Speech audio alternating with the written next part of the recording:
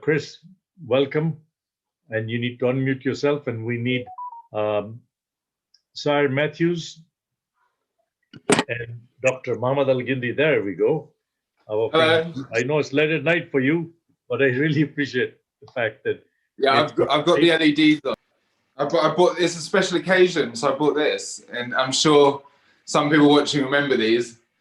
I thought, I see you a couple not long ago. I don't know how I found them, but they were now. What the best way to start this session, because we don't want to hold it up because there are other things we'll start to back up, is that there are a couple of videos, one that Chris Henderson has done and one you've done. By the way, for folks who are watching, these two gentlemen and the one who we are waiting on have a phenomenal background in this area. Chris Henderson used to manage this practice at E&Y for ERS, and so at Grant Thornton, at Rogers Communication, at BlackBerry. You have done all sorts of work for the government in EU and continue to help big organizations. So that's fantastic. So, Sarah, we won't take up time on that. But I think the best way to go would be to play your videos, right, that we have recorded, because that will really tell people everything, what the challenges are, right? So let me go there. Right? Jeff, thank you for joining. Here we go, folks. Let me now share the screen and play this video. And you want to hear this because it sets the stage for what we're going to talk about very well. You can't avoid just taking a very pragmatic approach. And I like to use this Rubik's Cube to sort of give an example.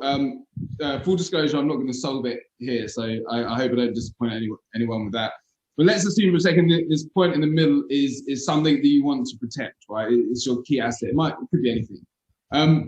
And so this is your sort of network perimeter, right? And so what people typically do is they might do an asset list or essentially a snapshot in time. And so they think they understand how it looks. And so you say, okay, the white hosts, they're really secure. The red ones have known vulnerabilities. They might sit on their own VLAN or behind a firewall. These yellow ones, we're not sure. The blue ones are monitored by a 24/7 SOC and so on and so forth. So great, you think you understand it. Well, the issue is that, your asset here in the middle, and then by the time you wake up tomorrow morning, there's a CVE release, right? And it's a 0 day. And by the time you get in and have your coffee in the morning, there's been a change request executed. In fact, there's been 2 change requests executed. Now there's a couple of new ports open on your firewall. And while all this is happening, someone sent an email to your support team and socially engineered them. They've got access to the network. And while all that's happening, someone's sitting outside and they're monitoring the radio spectrum of your communique. And so what you see, I hope quite literally, is that at any time, your security or the kind of overall snapshot of your organization changes.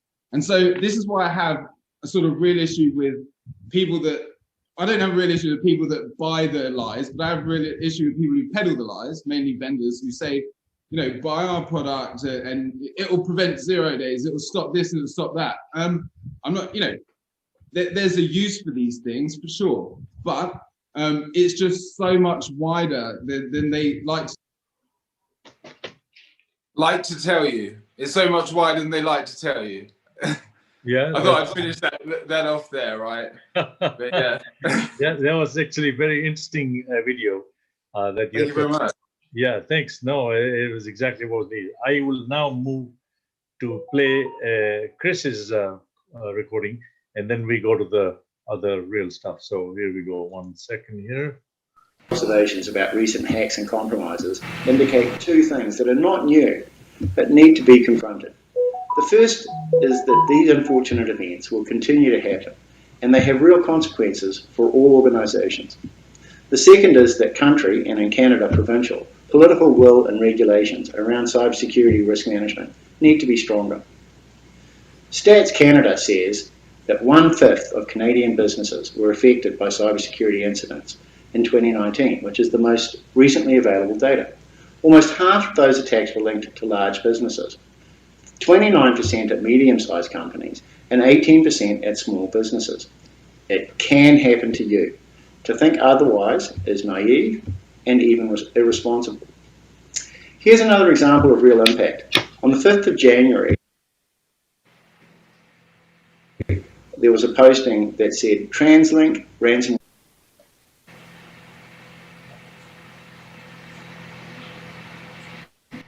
update. Most systems still down. The Vancouver, BC Transportation Agency TransLink said that as of January the 4th, most of its IT systems are still unavailable, a month after they suffered a ransomware attack. Employees have been receiving pay advances rather than their regular checks. TransLink acknowledged that the ransomware operators also compromised employee data. So how to fix this? Some of this is conceptually and practically simple, and some is hard. First, at the micro level or organizational level, each organization, including small and medium businesses, should have a reasonable information security management system or program in place. Conceptually, this is simple, but it requires owners and key decision makers to lean in and get educated and then ask the uncomfortable questions. They need to, even if only grudgingly, accept that bad things could happen to them and realise that a minimum level of cybersecurity hygiene is necessary. And further measures may be warranted based on how valuable or important their data and IT systems are to the business and to others, i.e. competitors, thieves, troublemakers, adversaries. The key is to start by connecting the dots between business goals and objectives, business processes that achieve the objectives, data and applications that automate the business processes, and infrastructure where the data is stored, processed, and transported. This helps create business context for cybersecurity risk management and how to balance this problem with all the other problems that are competing for attention by senior management today. There are 3 questions that business people need to ask to determine their risk level. What information assets do we have? What threats apply to these assets? And how vulnerable are we? Which is the inverse of how strong are our controls? There are many frameworks and standards that can be used to evaluate security posture and drive improvement. For small and medium businesses, I recommend using the CIS, Centre for Internet Security, Critical Security Controls. This is a priority list of 20 actionable controls with high payoff, aiming for a must-do first philosophy. The controls were derived from the most common attack patterns, and they serve as a good basis for immediate high-value action. The important thing is to do these basics well, not half-baked. Partial implementation is mostly a waste of time. Once this work is started and making progress, I also recommend that small and medium businesses consider joining the Canadian Cyber Threat Exchange. It provides a Canadian view on cyber threats and exposures and actions to take. The key is to have a team that can review and act upon the intelligence provided from the CCTX. The second and probably most difficult area that needs work is the macro level of political and regulatory governance. We are seeing positive movement here, but it is slow and generally weak in enforcement. For example, on November the 17th, 2020, the Canadian House of Commons introduced the Digital Charter Implementation Act, DCIA, which includes the Consumer Privacy Protection Act, which is an update on PIPEDA. But in these rules, the Privacy Commissioner can only recommend fines. So there's a lack of teeth. The Canadian capital markets regulators could follow the more muscular SEC or US requirements for listed companies to improve their disclosure of cybersecurity oversight, risks, program management, and material incidents. The Canadian government, I think, should lean into the UN efforts to declare cyberspace a peaceful commons and create a binding treaty for international cyber norms. And finally, the Canadian government and business groups and businesses themselves should address the IT and information security product efficacy and performance issues. While there is a standard called the Common Criteria, or ISO 15408, for trusting security products, it is onerous and sometimes impractical. Nevertheless, why should we continue to accept basic security fails in system products, a la SolarWinds 123 as a password in the SolarWinds network monitoring product? Companies that make light bulbs have higher obligations. Would we today accept cars that systemically fail? The vendors need to be held accountable. Manufacturers of IT hardware and software, especially information security or cybersecurity technology, should be liable for negligent security failures that cause harm. Excellent. You covered, I think, Okay, perfect. that's perfect. fine. Okay, good. So we've had 2-minute or 3-minute updates from all these guys. Do you want to update what you believe are the challenges on cybersecurity? Welcome, Dr. Mohammed Al-Gindi. By the way, for Thank people you. who don't know him, he is a godfather in there. He works with EU and the United Nations training law enforcement, UK based. You look at his degree, you need a couple of days to go through. And he's directly in Prime Minister's office in Egypt. So a solid guy. I've known him for a very long time. So Dr. Mohammed Thank you. Al-Gindi, Thank why you. don't you tell us a little bit about what you think are the challenges? Okay, first of all, thank you for the invitation, and I'm very happy. It's my pleasure to be with all of you, my friends, Matthew, Chris, and you, of course, Bashir, and all the good sessions I've been watching all over the day. So thank you again. For the challenges, I really looking at from my point of view, especially in my region, especially in the Middle East. I think is the most severe problem, if I can say something like this, is the capacity of the human resources. So the problem is it's not easy to find the calibers in cybersecurity who understand what I can say is the interdisciplinary specialization, because cybersecurity. It's not one domain. So you have connecting everything now in the cyberspace, and everything is connected. People need to understand different methodologies, and also need to understand how to manage the risk in different aspects and domains. And also, it's not easy to connect all those dots with a guy, for example, who is thinking in a traditional way.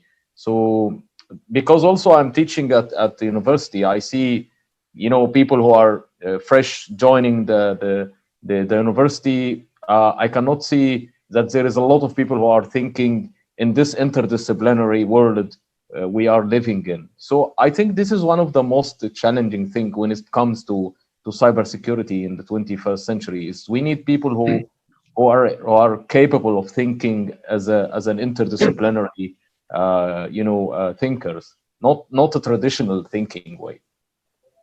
That's fantastic. Actually, I picked up 4 or 5 points. There's quite a lot of points here. People would have to listen to the video again, and we will make it available. But if you look at where we started with Sire, what he explained through the Rubik's Cube is this is a complex. Yeah, I watched it many times, by the way. I watched it on YouTube also. Yeah, it's very thank good. you It's a 2-minute thing. Yeah. You're trying to protect the center, and everything around you is changing all over the organization. Yes. So this business that we've got security under control, I don't know where it comes from, because we don't. And the only way to operate it is that we don't have it under control, so you remain sharp and stay on top. Otherwise, if you think you are on top, you're messed up, because really it's a moving target. It's a journey. It's a never-ending journey, right? Because you do one, they do 1.5. The second thing, what you talked about, I think Chris brought up, which is that the controls that you talked about are a big issue and how you manage them. Laws being weak, there's very little doubt about that. When you turn around and look at the corporate world taking data and storing it, I'm talking specifically about people like Facebooks and WhatsApp and whoever, who collect, but they're not the only one who collect the data. And what people don't understand, the product is not the product you're buying, the product is you. You are the product, because this is the only business in which the Facebook and the likes refer to you and me as the user, not the customer, right? This is the only industry where you are the user and not the customer. Then you look at one of the challenges that I learned umpteen years ago when I was handling this for Visa globally, is that when I put the standard, right, the PCI DSS, what was it supposed to? It was supposed to stop fraud and all that. But what was the challenge? Is the corporations made it cost of doing business. It's not.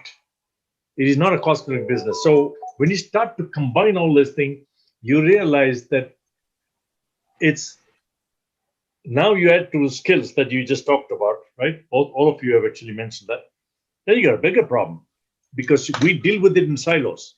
If you went for if you had a heart problem, unfortunately I did, what do? They do angiography, which is they inject this dye through your body to figure out exactly where it's getting stuck, right?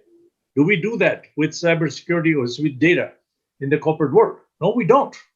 You don't inject because we've got siloed and we've got different lines of business and they're all profit centers. So nobody knows what data you have got in the first place.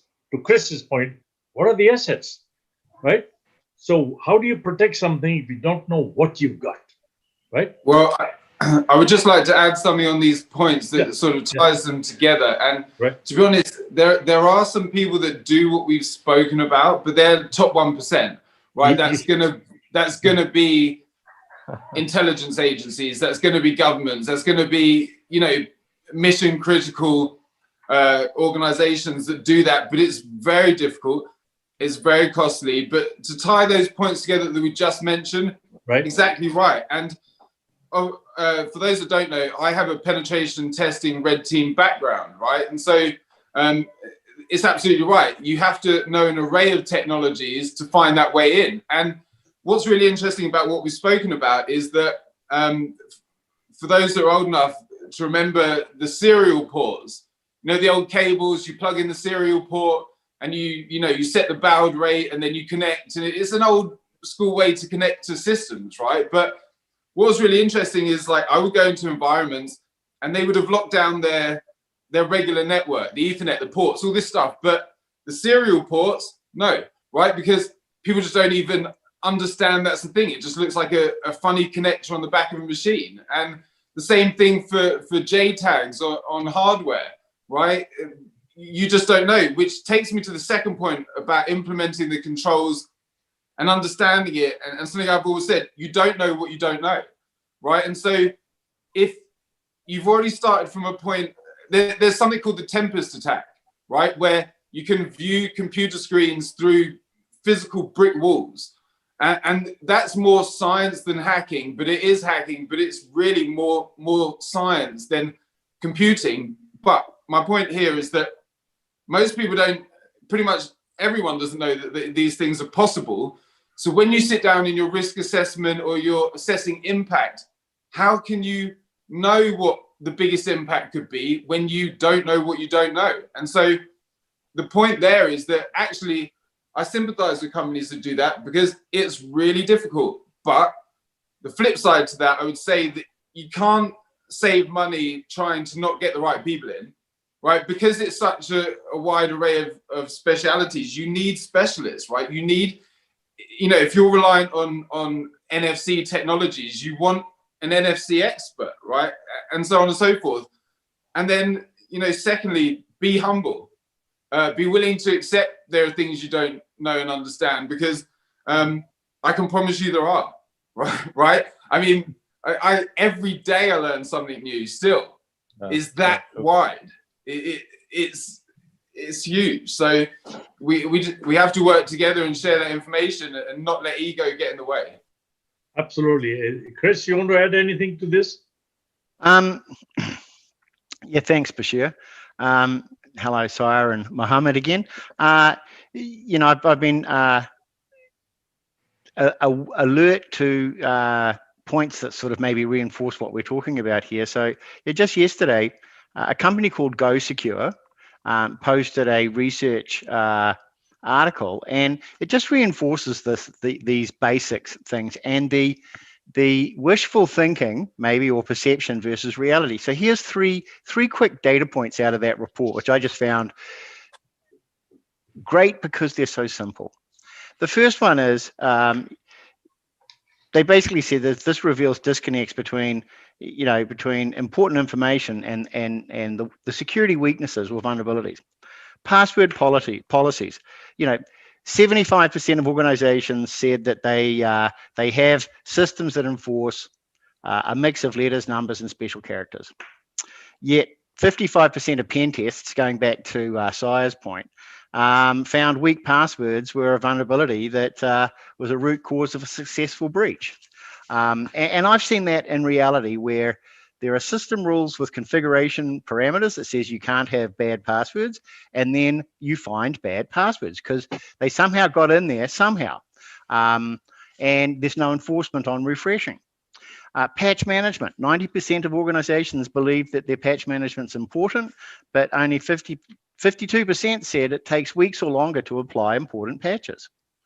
Asset inventory, going back to the fundamental. 77% of organizations said they kept a complete inventory of their assets, yet GoSecure's penetration testers continue to leverage forgotten and unmaintained servers to enter a company's network. So as I've said to Bashir and Mohammed and Sire before, the inventory of your information, your assets, your systems, and your components is critical. If that is not very complete, then it's the stuff that's outside your peripheral vision that will always hurt you. And if you think about this, if you step back from a technology or a cybersecurity perspective, that's just a management issue. If you forget about or don't have your eye on some part of your organization, what happens? It doesn't get better. So there's a step back, and just responding to Mohammed's point, and going on the theme of this conference, back even in the morning with Peter and Bruce, it's all about collaboration, which has connected Mohammed to this multidisciplinary point where you need to have a group of people with different skills and capabilities, and even orientation and thinking, to have a successful information security management system. And then that ties to the next sort of point in the morning and early afternoon, Bashir, about education. And there's education for people to not only learn the core basics, but learn about all these a little bit about the other multidisciplinary facets of information security so that they understand better.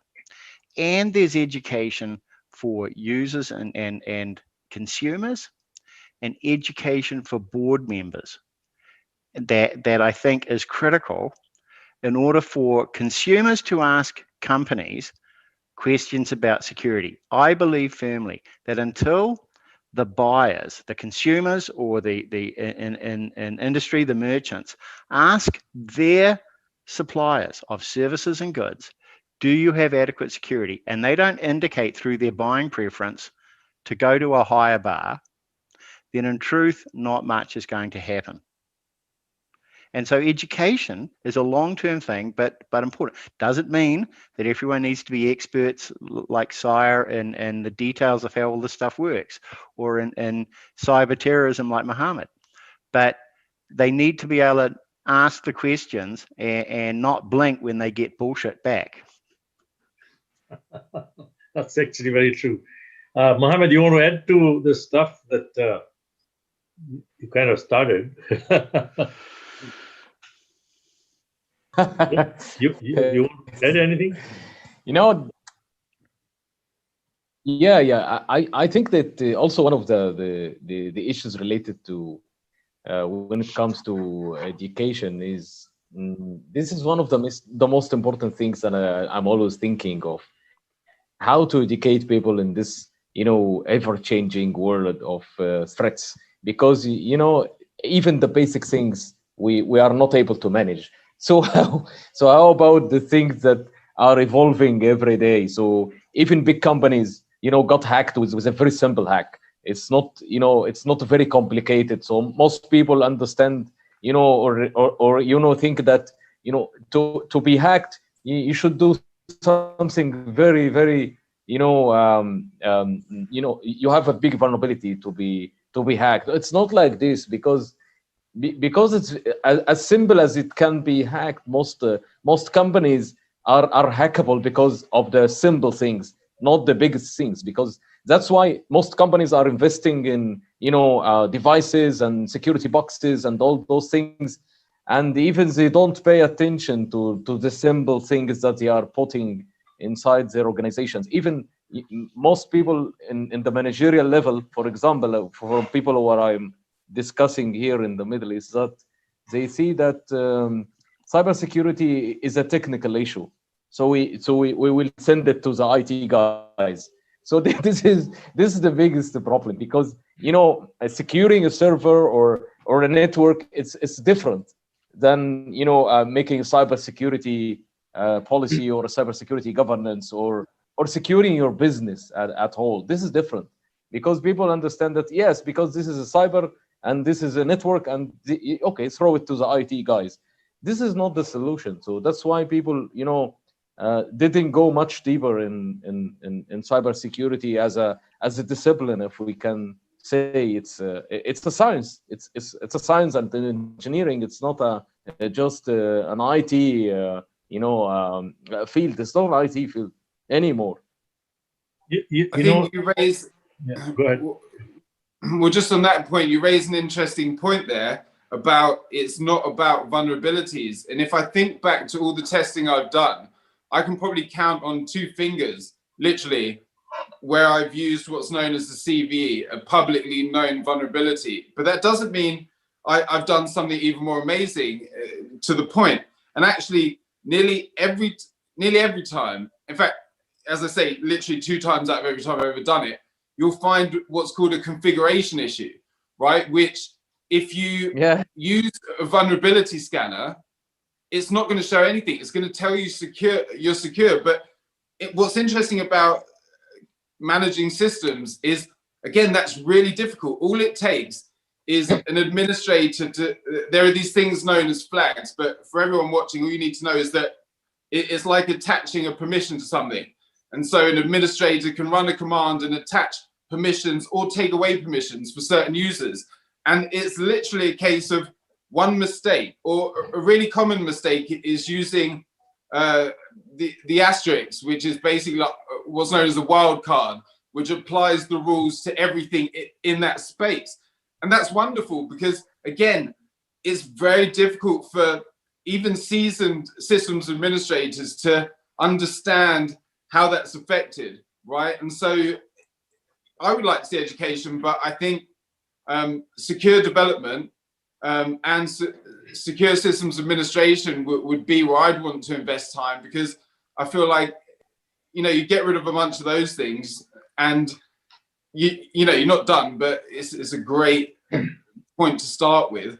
As I said, the fact that nearly every successful penetration, and we have 100% penetration rate, we've never not got in, right? But as I say, only 2 times we've ever used a public vulnerability. I don't even look at the vulnerabilities because they're often not important. A big enough organization, you don't need a vulnerability. And in fact, you don't want one, because there's security operations centers looking for that,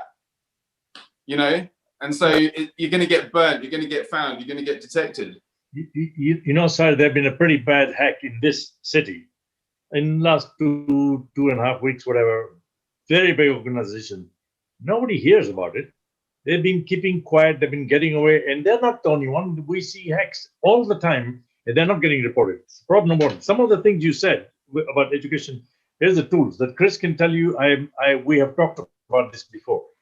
That if you go into the corporate world, they got plenty of tools. They don't even know how to use one properly, right? Yeah. Never mind about operating 2 properly. They don't know how to do 1 properly, because they got too many. And the way it operates in reality, and we're not here to attack anybody, just to identify the problem, right? Is that they don't buy the tool. The vendor tells them, if you buy this, your problem will be solved. You buy that one, will solve everything. Rather than them identifying their own issues, right? So the problem is that, and you see that in the security world also, where the guy comes in because he's got a set idea about what the problem is. No, you don't know the problem. Unless you drill down what Chris talks about, you find out. Yeah, can you imagine what all of you have identified is what? That the guys are coming through some of the simplest, fundamental, basic things, right? Not the big things, which tells you what? That they are missing out big time on what. So it's about the thinking, about the education, about understanding the critical thinking. If you go into the security world, you now have everybody wanting to go to security because they can make a lot of money. But do you understand? Have you taken time to understand? And what type of training are you getting? Am I selling a piece of paper for certification? That's happening quite a lot too, right? So how are we helping this problem? And I think Chris is right. Actually, all of you have said that. So you get back to fundamentals and do it correctly, to which your point is if we were to develop a system in the first place securely, right? And you put the emphasis to actually educate these guys, think, by the way, build security in the first place, right? If they were doing that, you don't do it after the fact, because what has happened in order for convenience, supposed convenience, we have given up security and we've given up privacy, whether we realize that or not. We've done that, right? So that is it. Now, assume for a second that if you are hacked, let's go with this question. Assume for a second, not that are you going to get hacked, you are hacked. Now, how do you protect yourself? Chris, you want to go ahead? The unfortunate answer is you've got a massive incident response bill on your hands now. If you do it properly. Right. I'm not even talking about, you're correct. That's one of the, I'm talking about, assume that somebody who's going to break into your house, right? You can't stop him. The guy's in. Now, how do you minimize the damage is what I'm talking about. So what do you do as a security personnel, as an organization, that even if they got in, what they get is useless, right? But I think the point that you're talking about there, let's take that as an example.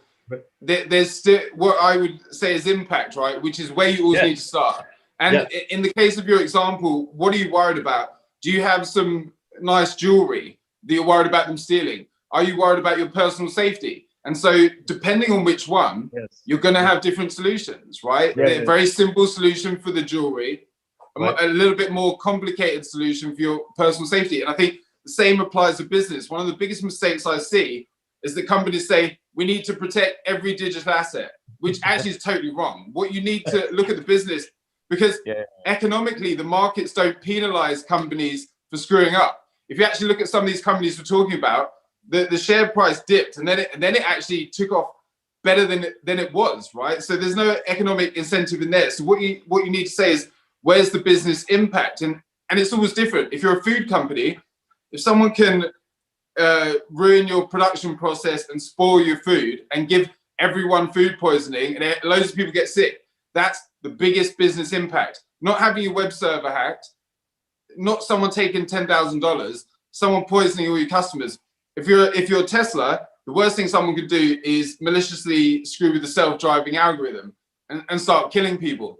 And if you're an e-commerce store, the worst thing that can happen is your payment gateway gets hacked and all your customers' credit cards are leaked. And so it's always different. And so the first place I think you need to start, and it's where I will start on both sides, blue and red team, is what's the biggest impact for this business, right? And impact is not necessarily one thing or another, right? So take the payment gateway company. If they have their corporate emails leaked, it's not going to be great for them, especially if the executives are saying stuff that's going to impact their reputation, but it's still nowhere near as big an impact as leaking your customers' credit card details, right? So I think you have to start at the point, business is all about continuing business, and making money. So, or whatever, or your purpose. So what would impact that thing? Look at Maersk, right? All their systems were nuked. They couldn't ship. Their logistics were screwed. That had the biggest impact. Right. Yeah, go ahead, Chris. As you said, so, understand the information assets and their value. And as I said in my little video, not only to yourself, but to others. Like that's part of the security agenda, which is, not the internal control agenda. It's the security agenda that must recognize adversaries. But regardless, let's say it's not an adversary. Let's just say you have a big system crash. One of the things I've seen that differentiates how well people deal with this is, do they actually have playbooks to respond when an incident occurs, and have they actually practiced them? And look, my experience, as a consultant as well as an industry manager in these things, is the organizations that actually practice, develop these playbooks, practice, and have drills, are incredibly better off than the ones that put one together, have one event, everyone congratulates themselves, and then it collects dust.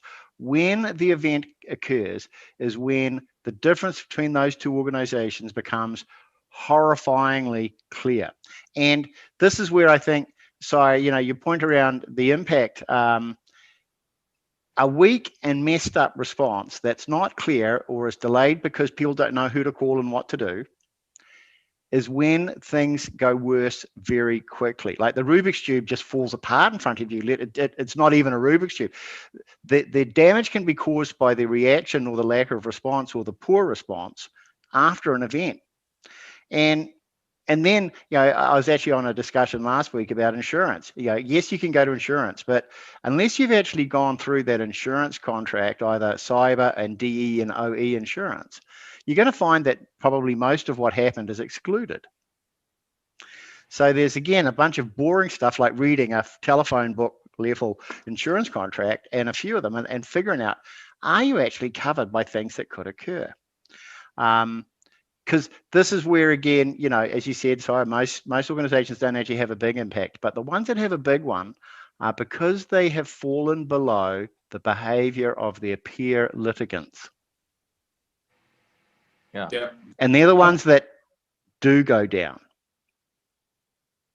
Yeah, I completely agree with both Chris and Sire. So I also agree that you know, that most of the companies are thinking like we need to protect everything. So it doesn't work like this, because you cannot protect everything. So you have to. So it's different, really. So you need to understand what is the most you know, important thing that affect you as a business, and then you have to go through the things that most affect you. And you know, it's not one solution fits all. So that's why you know, people who are buying more devices on procuring a lot of devices and tools, you know, don't succeed, because they understand it wrong. They understand that we need to get too much devices and too much tools in order to protect everything. So it doesn't work like this. So I completely agree that it's a business need. So it depends on the business and the impact on the business. I agree with you. I agree. And just one point to add to this, which is interesting about these tools and solutions, is the actual reality, in my view, is that you can configure a Windows PC to be really secure. You can do it, right? Yeah. I've seen it done very well without any additional software. And in fact, there are times when introducing that additional software, you know, antivirus by its very nature operates in what I call God mode. It needs to see everything, to stop everything, and it needs to have all permissions to do these things. So in some ways, you can actually end up introducing something which is detrimental to your security, when ironically you didn't even need to spend the money. If you had actually had one of your engineers read the, you know, Windows manual or, you know, Windows internals and configured some stuff, there you go, right? Is possible, but that's not sexy. That doesn't make billions of dollars in cyber revenue. So it doesn't show you dashboards with animated things and all those you know, shiny things. No. And part of this from a management perspective or a board perspective is sometimes the wrong question is asked, right? How much are we spending on information security? Which, look, I'm an accountant by trade. It's not a bad, crude rule of thumb or heuristic, but it is really only an input measure at best. And to use that as anything other than that is assuming that all the money got spent effectively and efficiently. And, you know, forget information security, but, you know, the world of IT that Bashir and you know, I and others have lived in for decades, you know, the road to hell is paved with IT projects. The Standish Group has said, yeah, a third of IT projects work out well, a third are wounded, i.e. they only achieve some part of their objectives, and a third are complete failures. Well, my bet is that on the if you took that review and put it across the information security or cybersecurity system projects and did a recalibration, you may find that it's even worse, because it's harder, it's less fun to do it right, and if you're going to implement an accounting system, right, your objective is to have materially correct information sufficient to make decisions, or as we've talked about in a regulatory, SEC or Canadian public company, materially accurate, not completely accurate, right? And the assumption in that environment is that we have a workforce that wants to do what they want to do. We need to have adequate controls to prevent and detect error. Maybe some fraud.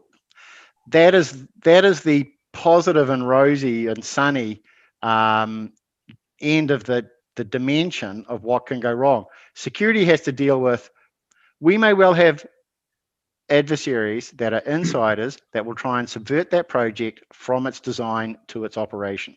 We certainly have people outside the organization that will try to do the same. And so that added burden comes into that domain of all information system security projects that are trying to achieve an objective. It's a harder world by definition. So let me ask you, each of you guys, and it's a very good point you just made. Here's a question. I'm changing it slightly, but from the standpoint that there are always all sorts of priorities in companies that they need to deal with, fix, because of the security is now raised to the top, and we keep changing names around it and make it sexy and whatever, the tools and whatever. But here's my question, which is a little different. Would you agree or would you not agree that one of the failures in this is the fact that we do not use risk management in this thinking of the fact that, I mean, things can happen, but there's a possibility of a problem and there's a probability of a problem. And we don't look at that. And so, kind of Chris's point, we spend money and then we're trying to measure, which makes no sense. If we were to look at it and saying, okay, these are the potential things can go wrong, will go wrong, but we have done mitigating processes and controls in place, we need to worry about this because they can do the most damage. To use your word, the impact it can have. We're not doing that, obviously. Would you agree? Or what is your 2 cents on that? Well, just to add something really quickly, the biggest mistakes I've seen in risk assessment meetings is the assumption that something is safe. Either that's a part of the network, like a VLAN, or it's a machine, or it's a VPN. The best piece of advice I ever got given, I unfortunately I can't tell you who it was from, but let's just say they've had a very fruitful career securing some very interesting stuff. The best piece of advice I think they ever gave me was assume everything is hostile, right? So when you're doing a risk assessment, it's not, some people say, oh, Matt, doom and gloom, everything's, no, that's not my point. I'm not trying to sell you something, or I'm literally saying, when you do your risk assessment, never assume something's secure, because that assumption, you're already starting in a bad place, because you can't ever know that that is completely secure. It might have been backdoored by a nation state in transit, right? It might not even be a vulnerability. So you just don't know. Assume everything's hostile and go from there. That's my advice. Yeah, that's pretty good. Mohammed, do you want to go next? Yeah. I agree. And there is a case that I really was in discussion in something like this, a few days ago, that when I was discussing with some guys that you need to protect the system from the people who are working on the system. And they said, no, we trust those people. So that's okay, that's good. You know the people and they are your people and you trust the people. Okay, but I don't trust anything. So that's why I agree with the Styro, that even your people you don't need to trust, because the breaches will not only hit you from outside. So even there is a biggest internal threat inside your organization and don't pay attention to something like this. Right. That's why I agree that you need to treat everything as a hostile. Yes, I agree. Right, because the question you have to ask yourself is, if someone paid my cleaner $10,000 cash to plug in a USB, would they do it? I would arguably pretty much every time, right? And Exactly. and for a big bank, that's peanut. Chris, get your 2 cents in. Yeah, my couple of points on this. Not only is there, I think, it's again a difficult domain of enterprise risk management. And in a lot of companies, enterprise risk management is not done well. It's really some poor person called the risk manager goes around to the executives with a list of risks and said, I think you should be worried about these. And they basically say, I don't understand or care, and go away. And so, you know, a good friend of mine who's Canadian that maybe, Bashir, you should actually get on a BIZTEK conference is Tim Leach. He has been a proponent for 20 years on objective-centric risk management. So, you know, what are my business objectives, and what are the things that could go wrong that are relevant to that objective? That then creates a governance framework where the business decision makers are interested in risk management. And then within that, you can tie in the information and the technology and the security risks.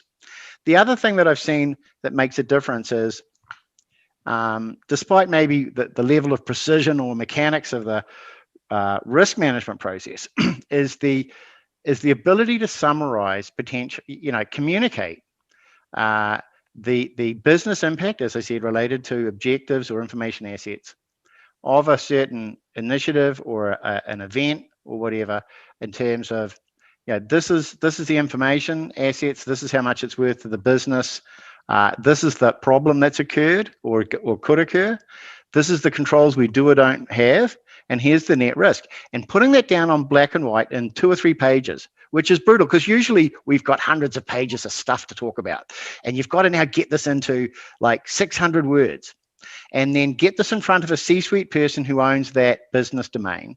And what I found is, if you go through that effort, and believe me, I'm good at it, but it can take 2 days to write these memos, and you put it in front of these people, and they realize they can no longer say they didn't understand. And as soon as you get to that magic moment where they realize their name is on this memo saying, you were told, and you either agreed to do something that there's 3 answers. One is, look, this is a really bad idea. And they can say, I'll go along with it. But now they know they actually have, their name is on this. Or it's not a bad idea. There's some pros and cons. It's a reasonable risk to take. Or there is nothing wrong. But that it goes back to Mohammed's point around multidiscipline capability in education. You may have some of the greatest technical people like Sire that have done compromise, and I'm not saying you couldn't, Sire, but yeah, have got all this technical detail about this system is easily hacked, and here's all the how it could occur. But until you can turn that into a paragraph that big for a C-suite person, you actually haven't done the risk management governance, right? And then here's my other sort of thing about people and insiders. Back when I started my information security audit and consulting career, I actually had hair. This is a long time ago, about when dirt was new. And I remember sitting at an Information Systems Security Association conference in St. Louis in the US. And I was sitting with a guy from MITRE and a guy from the FBI. And we were talking about the insider threat. And this is going back 25, 30 years. And there I was as a bit of a naive sort of audit type saying, you know, maybe there's 1 in 100 people could do something bad in an organization. And they said, you're new at this, aren't you?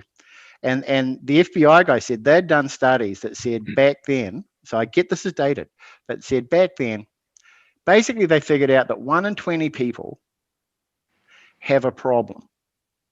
Money, booze, drugs, back then, sexuality, whatever it was, orientation, who knows, gambling, etc. And either they used that as a justification to do something wrong, or someone found out that they had the booze, drug, sexuality, whatever it was problem, and used that to lever them to do something wrong. And it's sort of like that classic thing saying, you know, if no one at your Christmas dinner, the extended family is crazy, then it's you, right? So you know, I've talked to organizations about the saying, look, if you've got 4,000 people in your organization, potentially you've got 200 bad actors. There could be more or less, but it's not zero. It's definitely not zero. Yeah. And then you say, so now, are you going to accept that risk, or are we going to do something about it? That's a fantastic point you left. Now, since we've basically run out of time, how about we do the television thing here? Go around, give each person 30 seconds. Where would you prioritize? If you are doing it now, 30 seconds. Where would you so Matt? Okay, I'll start. So I would say every single time I would answer the same thing: network security monitoring. There's a quote from the founder of ABB Robotics, which is, you can't manage what you can't measure, and you can't measure what you don't gather. And so if you literally think about it in a logical way, how can you defend things in a place that you're completely blind? You can't. It's impossible. So for me, number one will always be network security monitoring. Get some visibility, because if you've never done that, your dashboard will light up like a Christmas tree. I guarantee that. Absolutely, that's fantastic. Mohammed. Because I'm a big fan of of educating people, so I will stress on the think differently, especially in this 21st century, because people are now looking at different solutions that are using artificial intelligence and cybersecurity and all those things. So I'm not against those tools, but I need to tell people that you need to think as a human in the first place, because I don't have a problem for machines to think, but I have biggest problems for people not to think. So I really need people to start thinking of the future that we are going. Very good. Chris, you have the final word. I'm going to sneak two things in. Going from Mohammed's point, think like an auditor, right? If your inventories aren't complete, they're not an inventory. And write like a journalist. Very good. Yeah. No, it's very, very powerful what you just said. And people need to think and rehear that. I think it's been a very fascinating conversation. One thing I promised to do is to have a follow-up conversation in the Fancy That with each of you again, to pick up on all the things you talked about here, because we're going to be recording this. And I have to agree completely with the skills are a problem, right? And skills, I don't mean they need more certification. It's the thinking has to change. Thinking, The attitude and thinking has to change. The same old way is not working. People are working from home, and we never even talked about that dimension, which has added some other stuff into it. So there are many different facets, but what we've done today is parked it. You guys were fantastic in identifying and putting the issues, and I promise you we'll follow up because we're recording this. So I want to thank each of you. I know for both of you it's very late in the night, for Sire and for Mohammed, because it's well, it's 10:30 now, around 10:30 now. 10:30, 10:30 p.m. by the way, for those in Canada. It's only Chris and myself being in Ottawa and here, and with Sire also in Europe, in Sweden. So same time. So thank you very much. I really truly appreciate it. I'll be in touch. And by the way, thanks to you, I'm on Threema, so we have protected conversation, which is fantastic. So Chris, thank you very much. I really truly appreciate it. I'll be in touch. Mohammed, same thing. I owe you a paper, right? Which was delayed because of this conference. So, and Sire, thank you very much. No problem. We will have future issues, and we also invite Chris and Sire to write in the next publication of the Prime Minister publication. I will look forward to it. Thank you all. Look forward to all the very best, guys. Thank you very much. I appreciate that.